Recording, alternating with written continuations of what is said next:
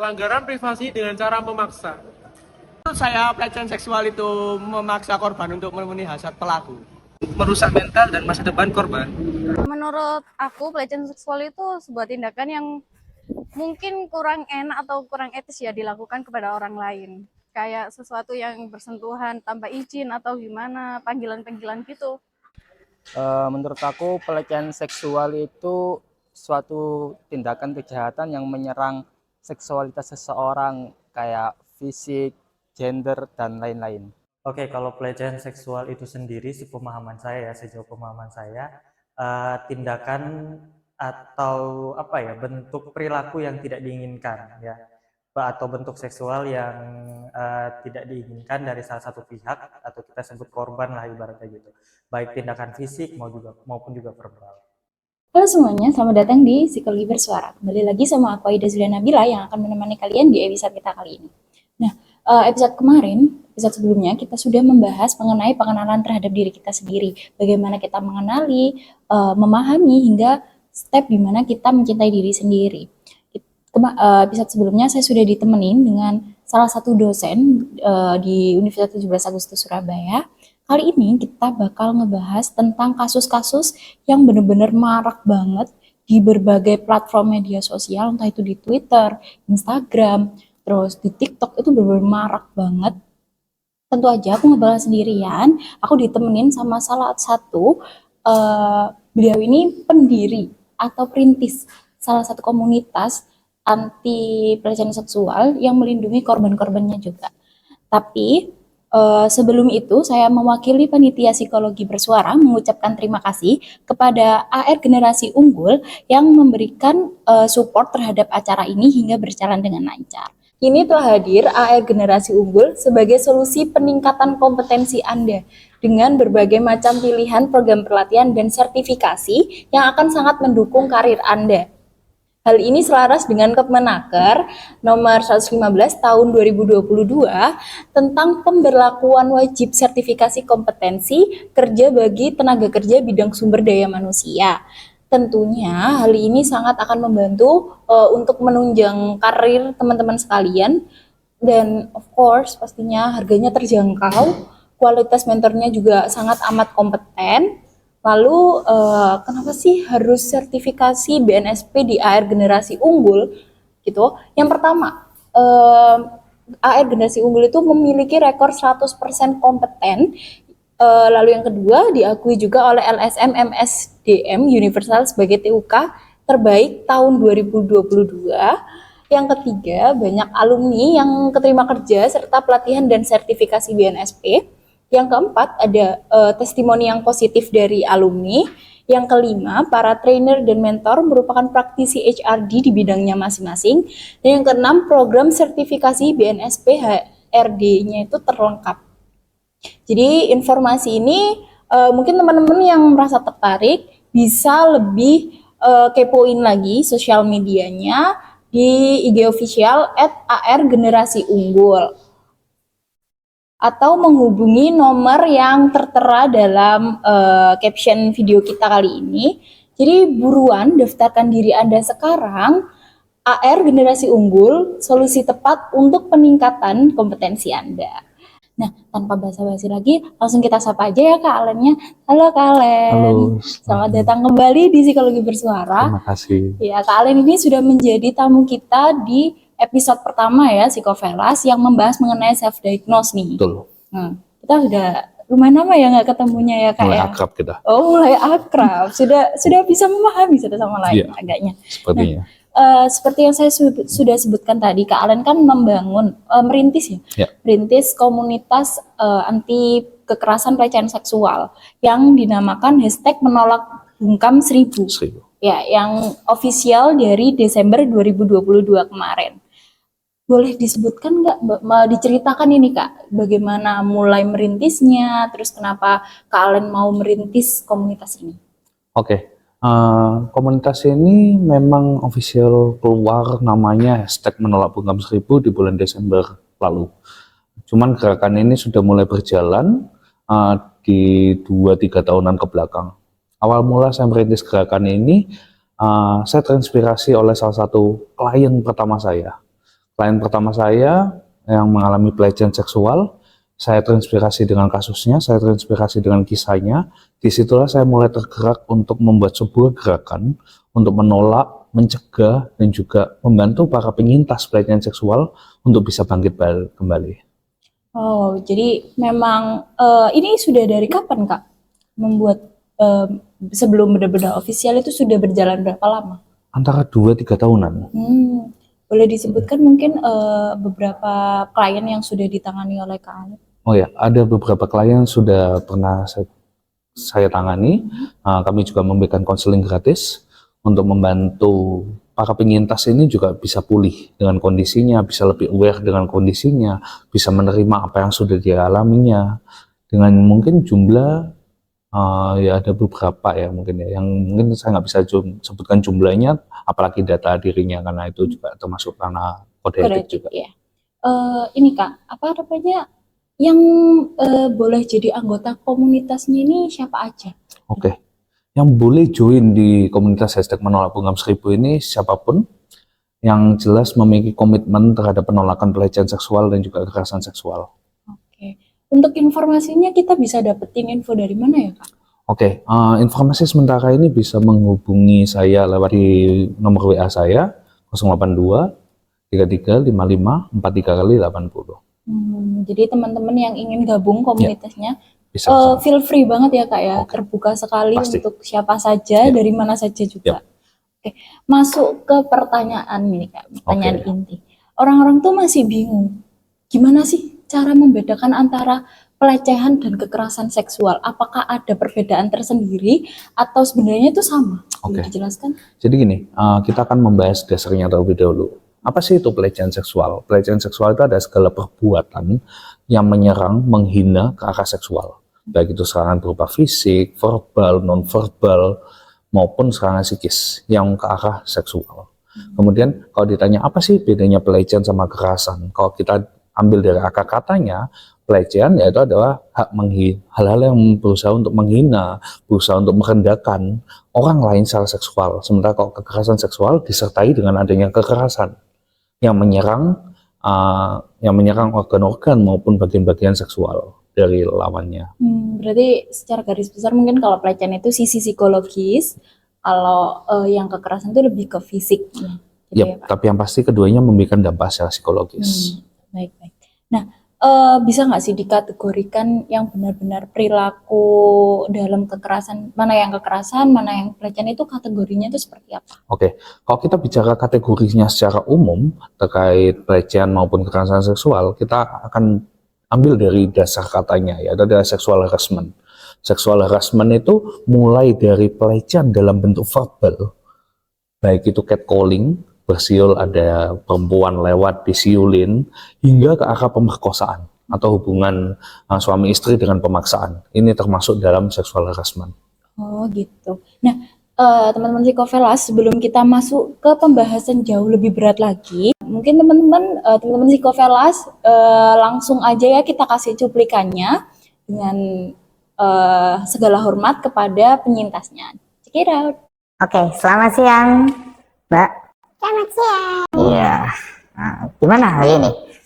Alhamdulillah baik. Oke. Nah, sebelumnya Mbak sudah tahu apa yang akan kita bahas hari ini? Sudah diskusi tentang apa yang akan kita bahas hari ini. Betul? Iya, betul. Ya, mungkin bisa dikasih tahu dulu. Kapan kejadian ini terjadi pertama kali?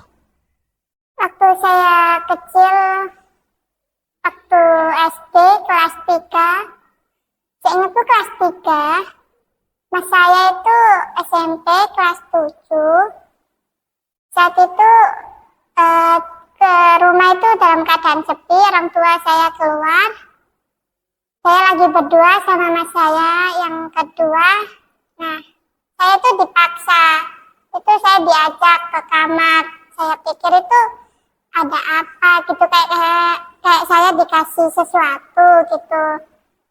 Ternyata saya dipaksa, seingat saya itu kayak melakukan hal begitu yang di luar batas. Oke, hal begitu yang di luar batas yang bagaimana Mbak yang dilakukan oleh kakak ini? Udah kayak berhubungan suami istri gitu. Oke. Berapa sering kakak melakukan ini? Atau cuma waktu itu aja? Sering banget dari saya kecil kelas 3 sampai kelas 12. Oke. 3 SMA. Dan selalu dilakukan ketika kondisi rumah sepi? Iya. Oke. Mbaknya berapa saudara di keluarga?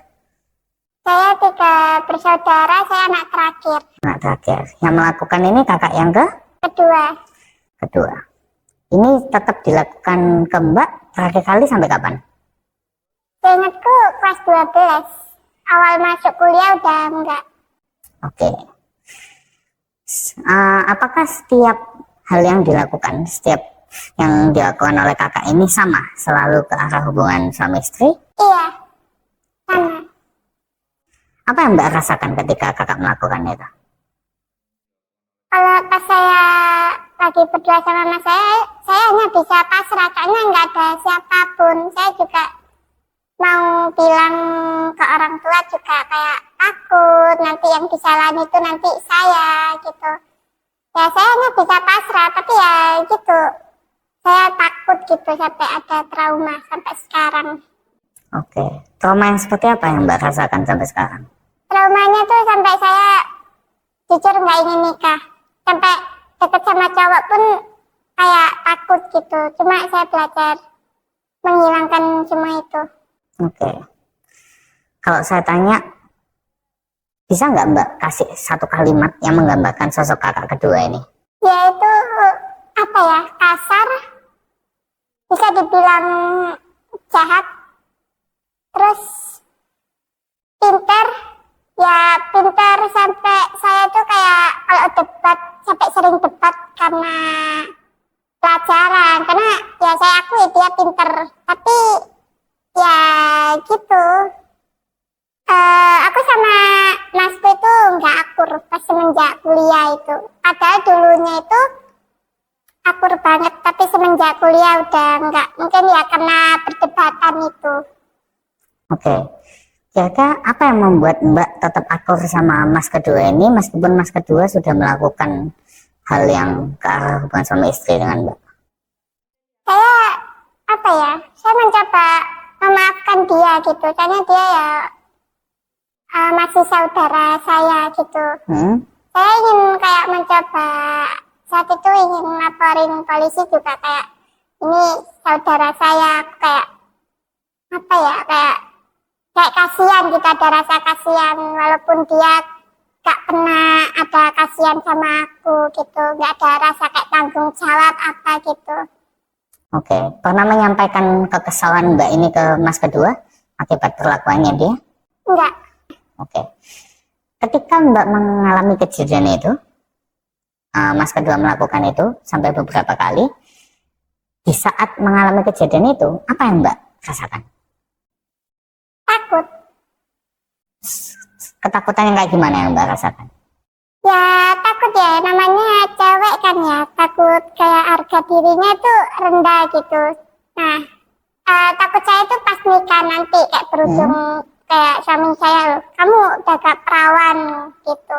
Oke, jadi Mbak takut akan adanya akan stigma, wah ini nggak benar. Oke, itu juga yang membuat Mbak takut untuk cerita ke orang tua? Iya, tentang hal itu yang saya takutkan. Oke. Nah tadi Mbak juga ngatain kalau mas kedua yang melakukan, yang sebagai pelaku ini adalah sosok yang pintar secara akademik, betul? Iya, betul. Oke, dan sering dibanding-bandingkan Iya. dengan Mbak sendiri. Oke, terima kasih atas wawancara singkatnya Mbak ya. Nah itu tadi teman-teman, aku turut bersimpati dan berempati ya untuk para penyintas di luar sana yang mengalami kejadian serupa atau dilakukan terkena pelecehan atau kekerasan seksual. Sebelumnya nih Kak, sebelum kita masuk benar-benar topik yang berat banget, ini karena pembahasannya lumayan panjang ya ini, karena kan emang lagi trending di mana-mana kasusnya. Boleh Kak, silakan minum dulu.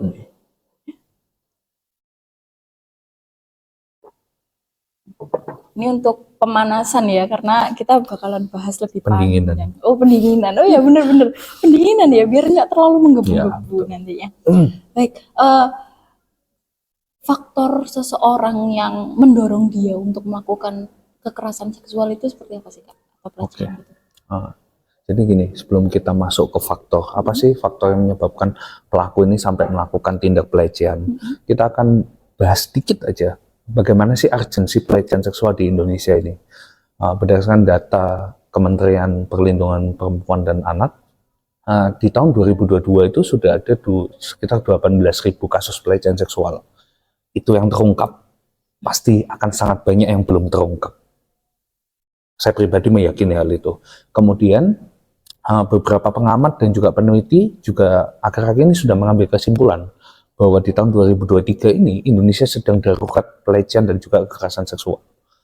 Jadi sangat urgent mengenai fenomena dan juga hal-hal yang berhubungan dengan pelecehan seksual di Indonesia ini. Jadi akan sangat menarik kalau tadi pertanyaannya mengarah ke apa sih yang membuat pelaku ini sampai melakukannya. Nah ini yang cukup menarik untuk dibahas. Yang membuat pelaku memiliki ketertarikan untuk melakukannya, yang pertama ya pasti dia tidak bisa mengontrol dirinya, dia tidak bisa mengendalikan nafsunya. Yang kemudian didukung dengan mungkin adanya situasi yang mendukung, situasi sepi, situasi berdua, ini juga bisa mendukung.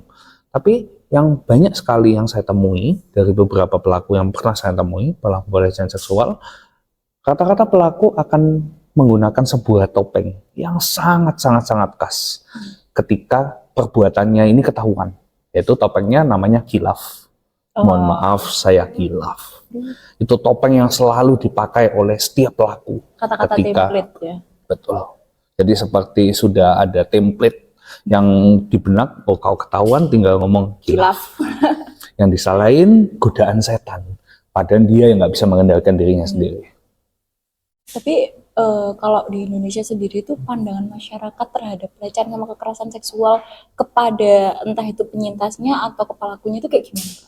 Oke, jadi pandangan terhadap pelaku sendiri pasti akan dipandang buruk. Cuman pandangan ini seakan-akan lebih memperburukkan dari sisi korban atau penyintas itu sendiri.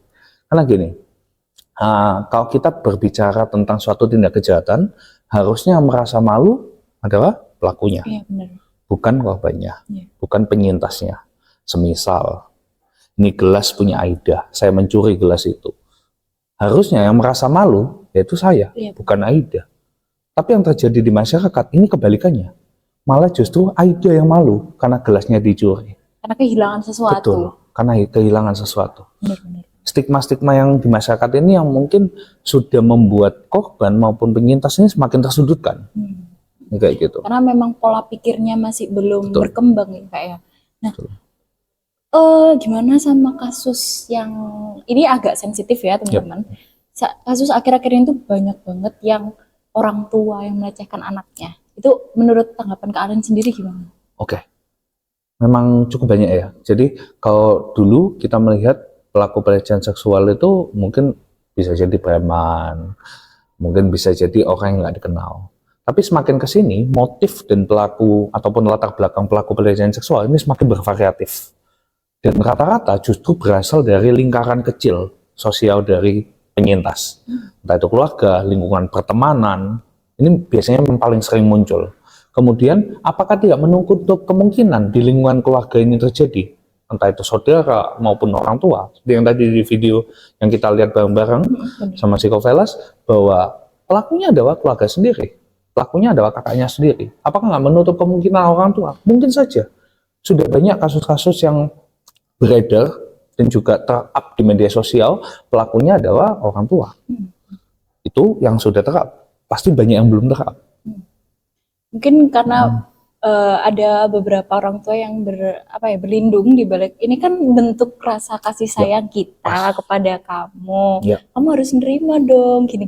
Mungkin itu bisa jadi salah satu cara atau kalimat andalan mereka gitu ya Kak. Kak, tadi kan kita sudah membahas ini kalau memang urgensinya itu bahkan lebih banyak datang dari pihak internal atau lingkungan terdekat ya. Terus kalau semisal kita sudah sudah dilecehkan gitu, kemana sih Kak kita harus melapor? Oke, pastinya saya akan membahas ini dari sisi psikologinya dulu. kalau kita merasa sudah tidak bisa mengatasi dampak itu sendiri, pastinya kita harus menghubungi profesional di bidang psikologi. Bisa psikolog, bisa konselor, maupun ke psikiatri, ke tenaga kesehatan psikologi. Karena kalau kita berbicara tentang dampak dari pelecehan seksual sendiri, dampaknya ini sangat luas.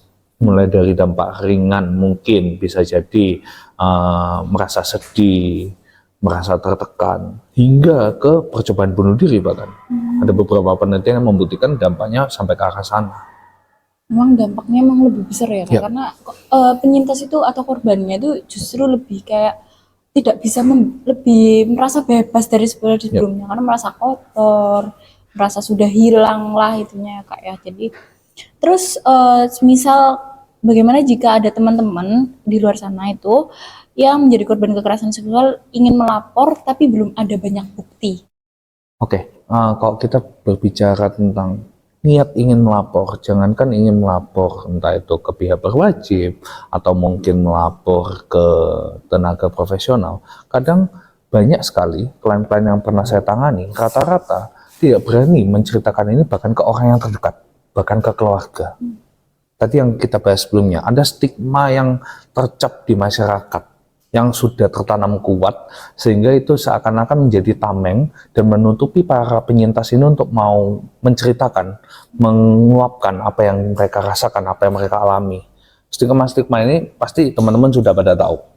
Kalau menjadi penyintas pelecehan seksual, pasti akan sangat ada ketakutan disebut, sorry to say, tidak perawan. Oh, paling dia juga mau. Paling mau sama mau. Ini sering sekali ditemukan di kalangan masyarakat dan sering ada di pikiran orang-orang di sekitar kita. Hal ini yang membuat para penyintas ini menahan diri, bahkan lebih memilih untuk memendam ke dirinya sendiri. Kadang tuh orang-orang juga bilang kayak salah sendiri gak bisa jaga diri gitu, terus atau enggak salah sendiri kok mau kondisi berdua aja. Kenapa gak cari tempat yang lebih terbuka? Padahal kan memang kejahatan itu bukan kita yang mau ya, kayak kondisi seperti itu tuh bukan kita yang mau. Itu pembahasan menarik Aida, kalau boleh saya tanggapi ya. Jadi terkait mungkin kenapa sih kok nggak bisa jaga diri, kenapa kok nggak bisa mengkondisikan dirinya ke situasi yang aman. Jadi gini pertanyaannya, kalau seandainya pelecehan seksual itu terjadi karena pelaku tidak bisa menahan atau menghambat hasrat seksualnya. Yang memiliki hasrat seksual ada pelaku. Sekarang gini, kalau misal kita pakai contoh gelas lagi, ini gelas punya saya. Ini gelas punya saya, bukan punya Aida. Berarti yang harus menjaga gelas ini supaya tidak pecah, supaya tidak hilang siapa? Kalian sendiri. Karena saya yang punya. Sama dengan pelaku. Karena pelaku yang punya hasrat seksual yang tidak tertahankan, harusnya yang menjaga pelaku, bukan korban yang disuruh jaga, bukan penyintas yang disuruh jaga. Itu yang perlu dipikirkan. Iya, harusnya memang pelaku bisa menjaga dirinya sendiri. Kayak dibalik aja. Kalau kita sebagai korban disuruh menjaga diri, kenapa tidak pelaku untuk menjaga hasrat atau nafsunya sendiri gitu ya Kak ya. Nah, kasus akhir-akhir ini yang terungkap itu kebanyakan memang mayoritas pelakunya adalah laki-laki. Kenapa demikian Kak?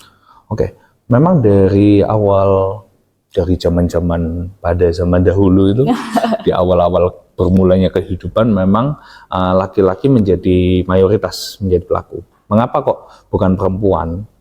Karena secara fungsi otak, kalau kita bahas secara sedikit ke arah medis, mungkin saya nggak berani jauh-jauh, bukan karena saya. Jadi kalau kita bahas fungsi otak laki-laki yang mengatur tentang seksualitas itu jauh lebih banyak, jauh lebih besar areanya dibandingkan perempuan. Kapasitasnya juga. Betul, sehingga seksual ini menjadi area yang menarik mungkin buat laki-laki. Sehingga seksual ini identik dengan laki-laki. Tetapi apakah laki-laki ini menjadi mayoritas hanya karena itu saja? Tentu enggak, tentu saja bukan. Ada hal lain, mungkin bisa jadi karena ada budaya patriarki di beberapa negara. Dan salah satunya ada di negara kita, di mana budaya patriarki ini laki-laki dianggap memiliki power yang lebih, dianggap memiliki kedudukan posisi yang lebih, sehingga mereka bisa menjadi pelaku karena mereka memiliki power. Oh, aku memiliki power yang lebih tinggi dibandingkan perempuan, sehingga doktrin ini juga yang masuk ke dari sisi korban. Korban akan berpikir, oh dia laki-laki, dia kuat, saya nggak bisa ngelawan. Ini mungkin bisa menjadi kesempatan kenapa kok banyak sekali pelaku-pelaku pelecehan seksual yang jenis kelaminnya laki-laki dan dimayoritasi oleh laki-laki juga. Secara fisik mereka juga kuat ya. Secara fisik. Dan kadang itu pelakunya tuh jauh apa ya, secara fisik itu badannya jauh lebih gede gitu. Ya, Tapi tidak memungkinkan bahwa wanita juga menjadi pelaku. Jadi mungkin memang yang disorot atau mungkin memang yang kebanyakan dilihat itu mayoritasnya laki-laki. Betul. Tapi bukan berarti wanita tidak pernah melecehkan Betul. ya. Ada mungkin beberapa kasus namun tidak se-boom gitu loh. ya. Gitu. Di tahun lalu 2022 itu ada sekitar 1.200 kasus pelecehan seksual, korbannya laki-laki dan pelakunya wanita. Untuk yang pelakunya laki-laki berapa Kak? Untuk pelakunya laki-laki tadi yang saya sebutkan 18.000 sekian itu. Oh, berarti memang berapa kali lipat ya, Ya, itu ya. betul. Makanya memang pandangan orang itu Itu yang mayoritas. ter-up. Oh ya, benar. Yang benar. ter-up. Yang ter-up yang memang sudah diperlihatkan di Ya, mata betul. media gitu ya. Terus semisal kita kan sudah menjadi korban, itu step pertama untuk dari kita sendiri itu kayak gimana Kak? Oke, step pertama, kenali diri sendiri. Kenali diri sendiri dulu. Apakah diri sendiri ini bisa mengatasi dampaknya? Kalau nggak bisa, jangan jaga gengsi Anda. Jangan jaga, nanti malu dan lain-lainnya. Maka dari itu, ceritalah ke orang yang terpercaya. Ke orang-orang kesehatan mental. Ke profesional-profesional kesehatan mental. Profesional psikologi. Takutnya nanti kalau curhat ke teman, dibocorin sama temennya. Itu kan juga bisa terjadi. Jadi kalau teman-teman yang penyintas di luar sana yang belum memberanikan diri untuk bercerita karena takut nanti ceritanya bocor, karena takut dijudgment oleh sosial, ceritalah ke profesional psikologi. Saya yakin pasti nggak akan judgment mereka, Ya, benar. profesional. Karena ada kode etiknya Betul. juga ya Kak. Ya itu, jadi teman-teman mungkin bisa disimak untuk podcast kedua kita tentang mengenali diri sendiri ya Kak. Itu Betul. tentang gimana kita biar memahami diri sendiri. Ya, terus habis gitu kita ke profesional help ya buat Yep. cerita ya. Nggak perlu terlalu mikirin omongan orang yang kamu lu Yep. udah nggak perawan gitu-gitu. Yang penting adalah bagaimana cara kita biar bertahan, ya kan.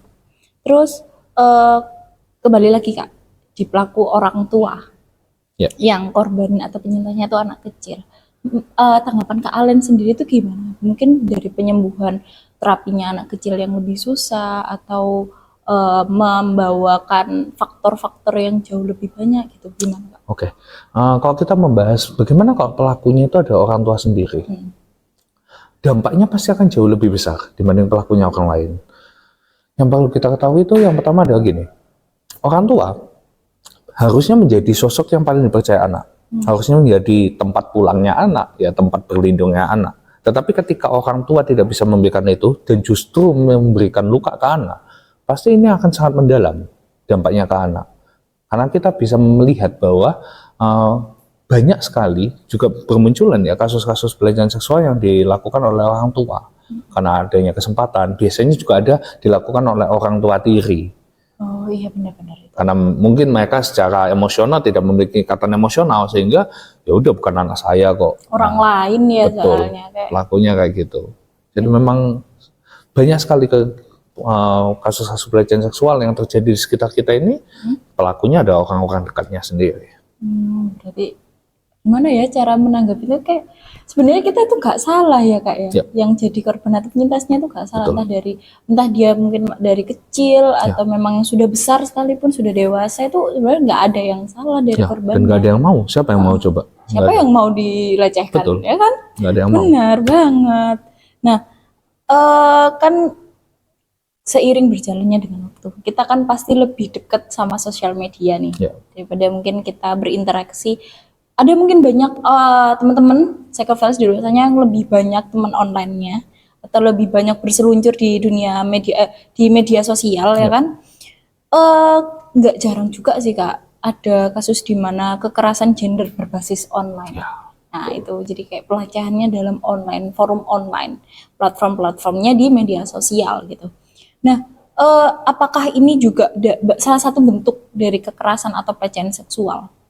Ya, pastinya tentu iya, karena tadi yang saya bilang tentang definisi pelecehan seksual bisa baik secara langsung, tidak langsung, verbal, non-verbal, maupun serangan psikis. Nah, serangan psikis ini macamnya banyak, bisa secara langsung, bisa secara online juga. Contoh, mengirim video yang tidak senonoh, melakukan video call dengan menampilkan area-area seksual dengan tujuan dilihat oleh orang lain, ini juga termasuk. Kemudian merendahkan, itu muka kecil dan lain-lain. Ya, Nah, benar. ini juga termasuk pelecehan seksual. Jadi kayak Karena gitu. memang bukan kemauan dari diri Iya. sendiri juga. Soalnya Kak, teman-teman saya itu atau enggak teman-teman di media online juga itu cerita, kan ada tuh salah satu platform media sosial yang menampilkan anonimus, kayak chatting dengan anonimus itu tiba-tiba ngasih foto atau video nude gitu. Banyak. Itu berarti masuk pelecehan ya Masuk. Kak ya? Berarti Masuk. wah, tanpa disadari kita sudah pernah dilecehkan Ya. gitu secara online. Dampaknya apa Kak kalau yang online? Apakah sebesar seperti yang secara langsung atau cuman shock aja gitu? Oke, kalau kita bicara dampak yang dirasakan oleh para penyintas itu tentunya beda-beda. Apa sih yang membedakan? Contoh si A mengalami pelecehan yang sama, pelecehan fisik mungkin. Kemudian si B juga mengalami pelecehan fisik. Tetapi kenapa kok si A ini merasakan dampaknya lebih besar dibandingkan si B? Itu tergantung dari tingkat resiliensi. Apa itu resiliensi? Itu adalah ketahanan dalam menghadapi suatu masalah. Kalau si A ini memiliki resiliensi yang tinggi, dia tahan dalam menghadapi suatu masalah, bisa jadi dampaknya nggak akan terlalu buruk.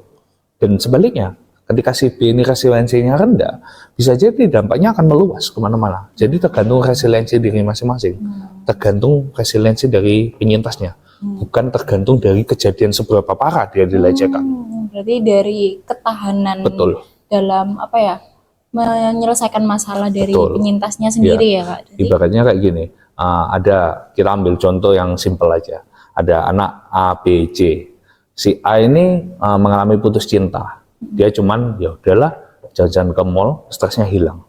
Kemudian si B ini mengalami putus cinta, nangis 3 hari 3 malam nggak berhenti. Kemudian si C ini mengalami putus cinta, padahal baru pacaran pertama, sudah punya niatan untuk bunuh diri. Nah ini yang bisa lihat ya, iya, perbedaan resiliensi tiga-tiga ini. berarti urgensinya memang dari diri masing-masing ya Kak. Betul. Nggak peduli kayak seberapa masalahnya kamu dilecehkan. Iya. Itu tergantung, kayak ada orang yang cuman dikirimi video, bukan cuman sih, kayak tiba-tiba dikirimi video kayak gitu, ada yang memang shock, ada yang sampai memang ke trigger dan segala macam gitu-gitu.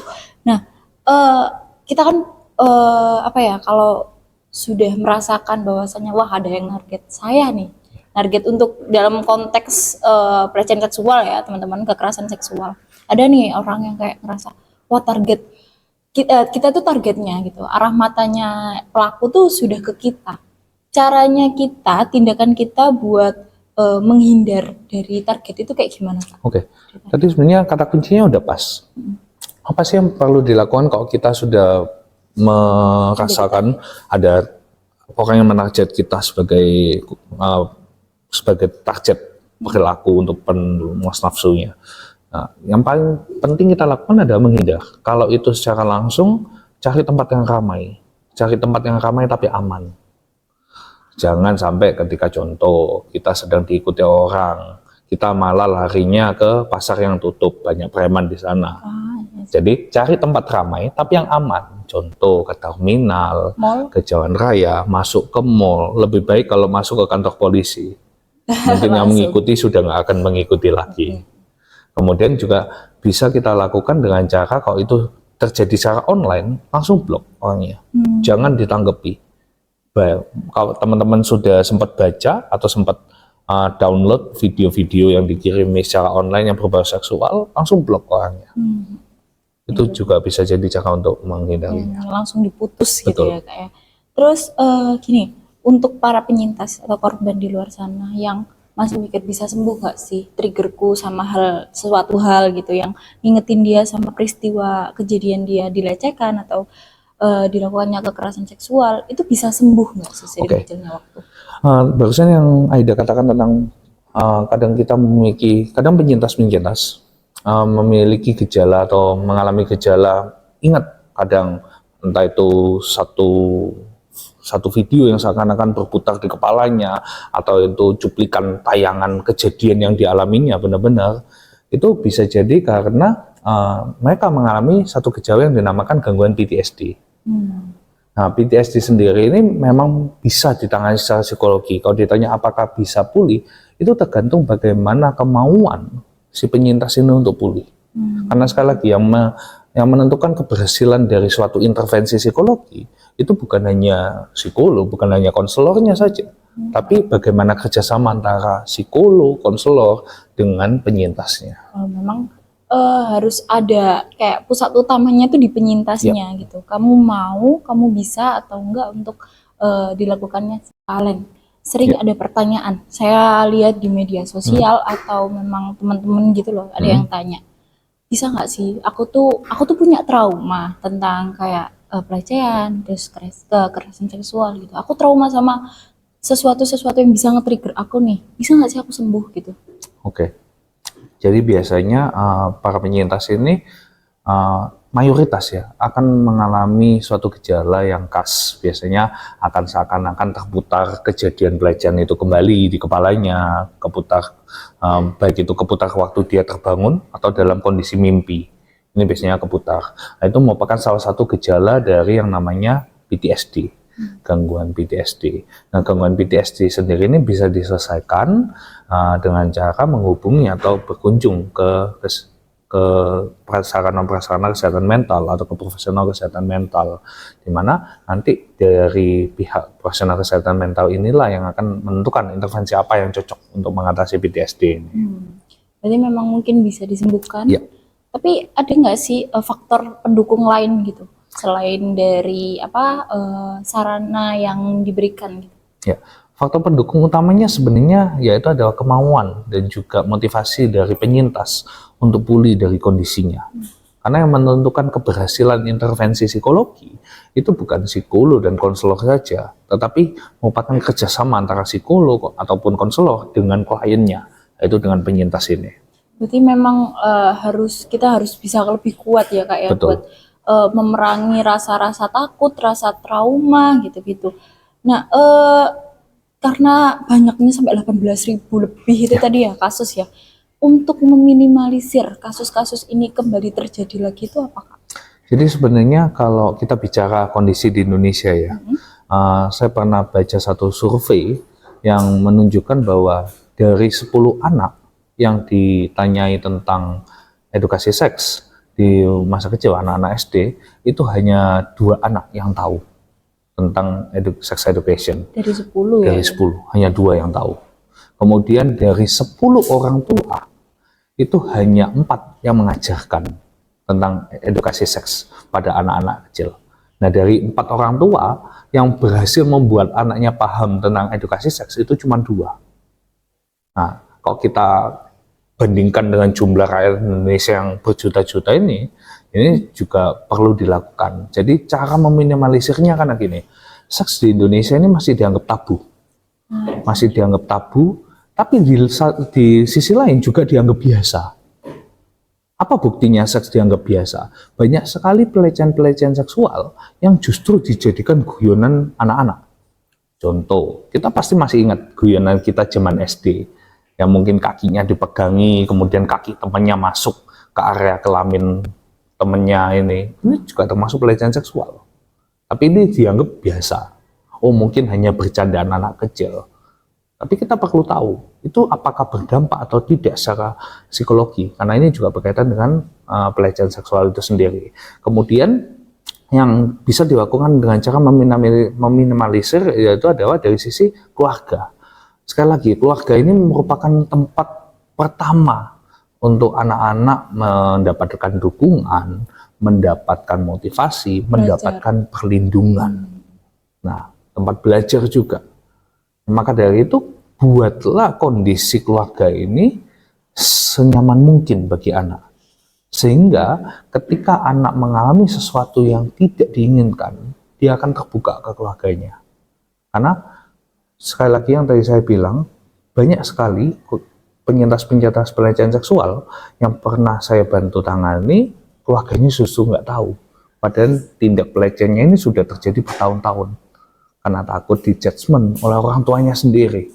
Karena gini, yang menarik lagi, banyak sekali keluarga sengaja menutupi kejadian pelecehan seksual yang dialami anaknya karena dianggap sebagai aib.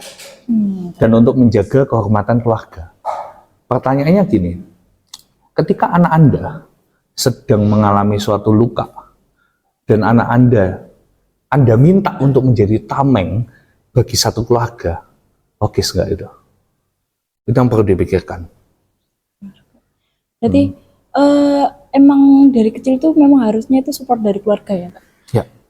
Tapi bagaimana dengan keluarga yang masih membawa kayak budaya apa sih bahas seks di umur kecil tuh kamu malah punya pikiran porno gitu loh. Sorry ya, kayak kamu tuh malah punya pikiran porno ya kenapa? Nanti kan kamu gede udah tahu-tahu sendiri gitu. Tanggapan Kak Alen gimana? Yep. Jadi mungkin seks kenapa dianggap tabu karena seks di Indonesia ini sering dihubungkan dengan hubungan seksual. Benar. Padahal seks edukasi yang diberikan ke anak itu bukan soal bagaimana cara hubungan seksual. Gak mungkin kita mengajarkan itu kan. Seks edukasi yang tepat yang harus diberikan ke anak itu adalah organ-organ vital, organ-organ seksual yang nggak boleh disentuh oleh orang lain itu mana aja. Kemudian ketika mereka mendapatkan perlakuan itu, mereka harus apa? Mereka harus cerita ke siapa? Ini yang perlu diajarkan. Jangan sampai contoh, anak perempuan nggak tahu kalau bagian dada, bagian pantat itu nggak boleh dipegang orang lain. Ya dia akan menganggap biasa-biasa aja. Kayak tangan, betul, bibir gitu. Ya. Jadi bagian-bagiannya nggak boleh dipegang ini yang harus ditunjukkan ke anak-anak. Itu edukasi seks yang pertama dan sedini mungkin harus diberikan ke anak. Oh, berarti gini ya Kak, kita juga sebagai keluarga harus bisa mengenali dan punya hubungan komunikasi yang baik Betul. ke anak juga ya untuk menyampaikan kayak sex education itu biar tersampaikan dengan baik karena kan dari hasil surveinya Kak Alen tadi itu yang disebutkan Kak Alen itu 4 orang tua yang sudah menerapkan namun hanya dua anak yang memahami. Mungkin memang kendalanya ada di komunikasi ya Kak ya dan pemahaman anak yang kadang tuh orang tua mungkin bisa saja berbicaranya dalam konteks yang lebih dewasa, anak kurang bisa memahami. Itu jadi salah satu faktor tidak bisanya anak untuk menampung banyak informasi baru ke dalam otaknya. Ya betul. Jadi seks edukasi itu bisa diberikan ke anak sedini mungkin. Bahkan saya menerapkan ini ke anak saya yang masih bayi, usia 5 bulanan. Saya menerapkan seks edukasi karena dia masih terhambat secara komunikasi. Seks edukasi yang saya terapkan adalah gini, ketika anak saya ganti pampers atau mandi, dia harus di ruangan yang tertutup. Kalau kita lagi jalan-jalan ke mall, kita akan cari toilet atau tempat ruang ganti khusus bayi untuk dia ganti. Jadi sebisa mungkin dia ganti pampers yang melihatkan organ vital atau alat kelaminnya tidak dilihat orang lain. Sehingga anak dididik, anak diajari, anak dibiasakan untuk menghargai dirinya sendiri. Itu yang harus di highlight ya, yang di poinnya. Oke, terakhir banget. Pesan-pesan untuk para penyintas atau korban dari pelecehan atau kekerasan seksual itu dari Kak Alen gimana? Oke, kepada para penyintas, kalian nggak sendiri. Ada banyak yang sama dengan kalian. Ada banyak sekali yang merasakan yang juga kalian rasakan. Tapi yang perlu teman-teman pikirkan ketika teman-teman nggak bisa menghadapi dampaknya sendiri, mari join ke satu komunitas, mari ke satu sarana kesehatan mental, mari datang ke profesional kesehatan mental. Karena salah satu cara untuk meminimalisir terjadinya pelecehan seksual yang semakin berkembang yaitu adalah ketika penyintasnya bersuara. Banyak sekali yang membuat pelaku enak-enakan, palingnya nggak ketahuan, mungkin ya juga sudah terbiasa. Ini karena para korbannya nggak ada yang bersuara. Saya pernah menemui satu kejadian pelecehan seksual, pelakunya ini sudah memiliki sejumlah 11-13 korban. Dan baru terungkap ketika korban ke-12-nya bersuara. Ini menjadi menarik. Jadi suara kalian itu akan mengundang cerita yang lain. Tapi pastikan dulu kalian juga sudah selesai dengan dampak-dampak itu. Maka dari itu datanglah ke profesional kesehatan mental.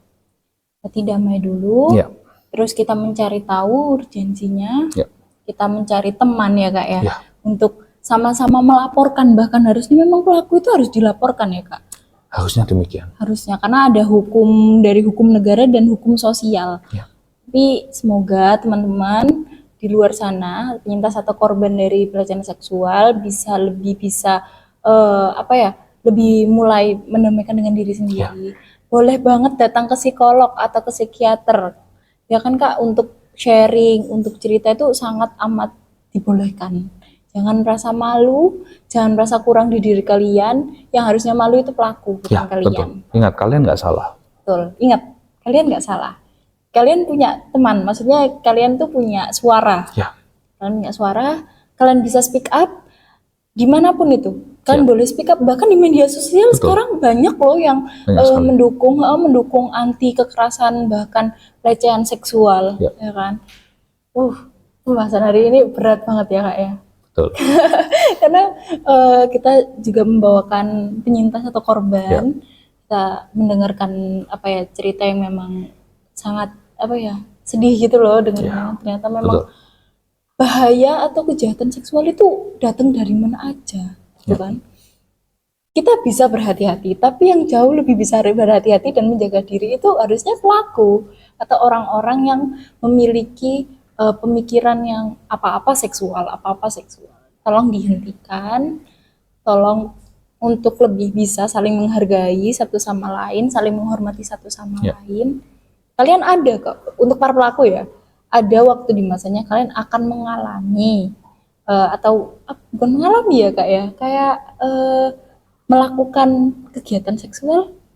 Ada waktunya, jangan tergesa-gesa dan sampai mengorbankan orang lain ya.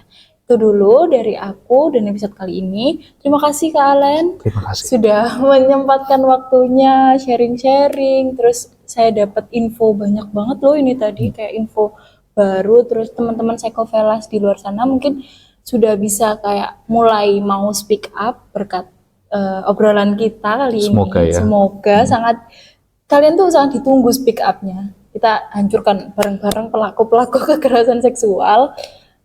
Dan juga terima kasih banyak. Iya, untuk yang mau join komunitasnya bisa langsung hubungi Kak Alen. Nomor WA-nya juga bisa kami sertakan. Boleh, bisa. nanti kami berikan nomor WA dari Kak Alen. Sangat ditunggu untuk teman-teman yang mau join atau teman-teman yang mau speak up. Kita menerima dengan lapang dada gitu ya Kak ya. Kita menerima dengan hati yang luas dan kita nggak akan judgement. Nggak ada yang salah dari diri kalian. Ya. Satu pesan terakhir mungkin saya untuk pelaku. Boleh, silakan. Bagi teman-teman pelaku yang ada di luar sana, ingat, dampak pelecehan seksual itu bukan seperti luka robekan di tangan. Dampak pelecehan seksual lebih dari itu. Dikasih obat merah yang seminggu sembuh, nggak bisa kayak gitu. Dan ingat juga, ketika kalian melakukan itu bukan hasutan setan, itu keputusan kalian. Jadi kalian yang salah. Betul itu.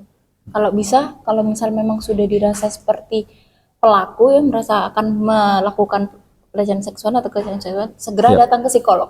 Kalian akan dibantu. Nah, terakhir nih pesan untuk teman-teman Psychovelas. Saya dan panitia psikologi bersuara juga mengucapkan terima kasih kepada Dibon Travel yang turut mensupport acara kali ini hingga acara berjalan dengan lancar. Baik, akhir kata dari aku untuk teman Psychovelas itu tadi saya sudah sampaikan ya dengan Kak Alen juga. Untuk teman-teman korban atau penyintas di luar sana dari teman-teman Psychovelas, dan untuk pelaku itu saya sudah sampaikan dengan Kak Alen tadi.